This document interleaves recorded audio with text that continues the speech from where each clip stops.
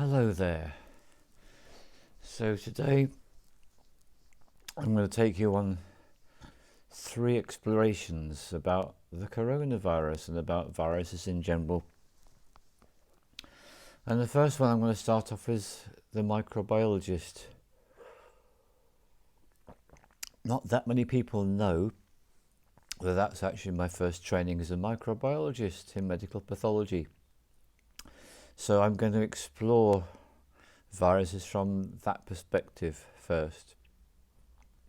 Then I'm going to go in and explore from the perspective of health counsellor. It's my second profession. And then finally we're going to go in shamanically, which is my current profession. So here we go. Ginseng tea. Powerful medicine. Usual spring water. Right, so what is a virus? There's all these pictures of viruses, all these wonderful 3D images. Doesn't seem to be much online to actually explain what a virus is and what it does. So the first thing I noticed is someone putting up a post saying viruses are dead. Well, that's not true. And if someone put a post up saying viruses are alive, that would also not be true. So that gives you the first really fascinating thing about viruses. They are extremely paradoxical, because in a way they're alive, in a way they're dead. They've got properties of both. So one of the things that makes virus seems like it's dead is it can crystallize, just like you can get some copper sulfate in a jar and put a little thread in, and the crystals will form on the thread. So that makes it seem like inorganic, not alive. But on the other hand, it clearly has a property of life, because what viruses can do, which is what all living things can do, is it can reproduce. But it does so in a very strange way. So let's find out what a virus actually is. A virus is genetic material wrapped up in a protein coat. That's the simplest way to explain it.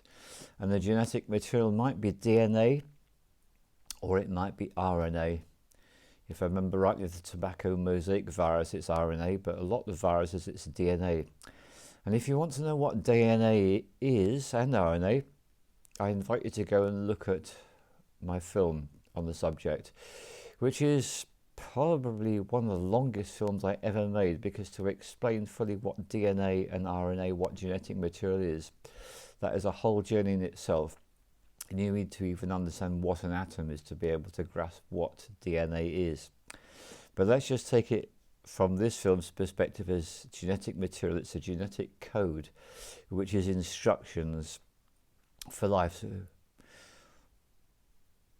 almost all the cells in my body, the red blood cells are excluded, but almost all the cells in my body, hundreds of billions of them, let's remember that, extraordinary, isn't it? All got genetic material, DNA, RNA, and that is the instruction to make a life form, in this case a human being. The virus is incredibly simple. The genetic material in the virus has got a very simple, straightforward job, which is when it finds itself in a suitable medium, such as a host cell, what it does is it hijacks the control mechanisms of the DNA in that cell, because that cell's busy doing its thing, which is to perpetuate that living organism. But when the virus enters the human being, the DNA in the virus, the genetic material, hijacks the cell and orders the constituents of the cell, all the chemicals in the cell, not to make new cells, but to make copies of the virus. And so that's exactly what happens. So the cell makes copies of the virus, and that's how the virus can proliferate. And different viruses require different conditions, which is why some are going to be respiratory viruses like the coronaviruses, and that includes colds, flus, as well as the COVID-19. These are all examples of coronaviruses. And one of the main qualities is they've got this very strong ability to be infective, and they're not particularly wonderful at killing the host, because that's not necessarily the desired function from the virus. The virus, it's got a simple impulse, and the impulse is to proliferate, to spread itself.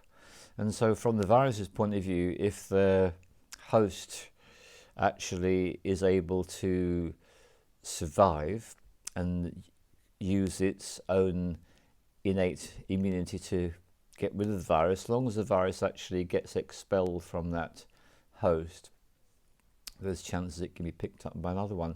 So in a sense, it's not even an issue for the virus. The virus's main function is simply to reproduce. That's it. So if you can imagine, like a human being, we've got all these different impulses, all these things we want to do. We want to eat, we need to go to the toilet, maybe we want to have sex, we want to have communication with people, we want to experience love, all these different things. The virus is very simple. It's only one impulse: make new virus, make new virus, make new virus. That's it. That's the only impulse the virus has got. So in the 3 years that I devoted to this study, which was fascinating, and I studied at university, and viruses were just one of the things we studied. We studied also about bacteria, protozoa, parasites, all sorts of different things. But when it comes to the viruses, let's focus on them, because that's the issue at the moment.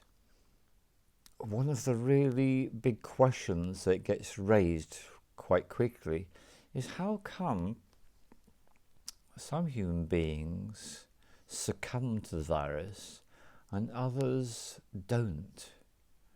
It's a really big question. How come some seem to have the ability to resist being taken over by that host and others succumb?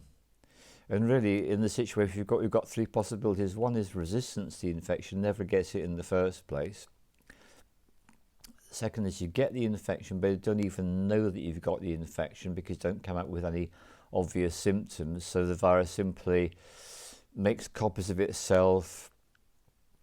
The person spreads them out through sneezing, coughing, because that's the way that they come out of the body. It's a respiratory based virus. That's how it's going to come out. It's not really going to be passed through other methods. It's not really about the touch. It's about the being broadcast in that way.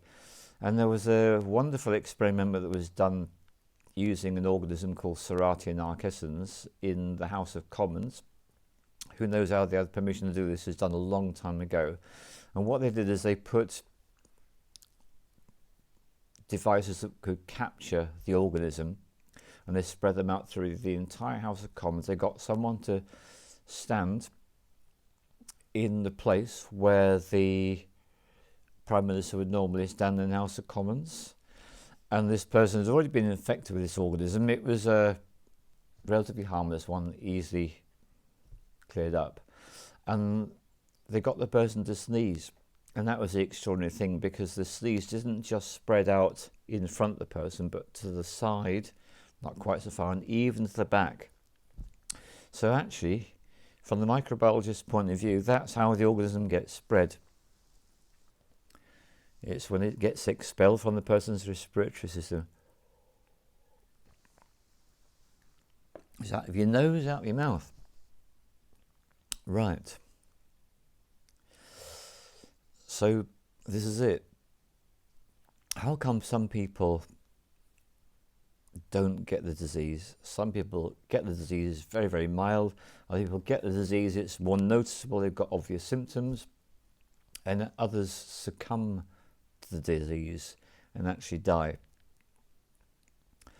And then you've got this really strange and paradoxical thing that you have health workers who are around people with this disease, whether it's a coronavirus, whether it's cholera, whether it's diphtheria, whether it's typhoid, whatever it is.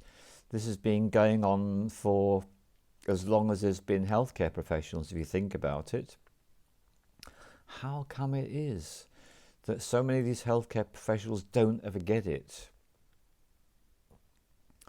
And the only answer we could come up with from studying microbiology was to understand that some humans have an innate resistance to an infection and others are susceptible. And in my years of training and my practice in microbiology, that's as far as we could get. So you can see that really is why it's the end of part 1, because we've still got the fundamental questions unanswered. So thanks very much for coming with me on this journey. And the next film is going to be from the perspective of the health counsellor. Thank you.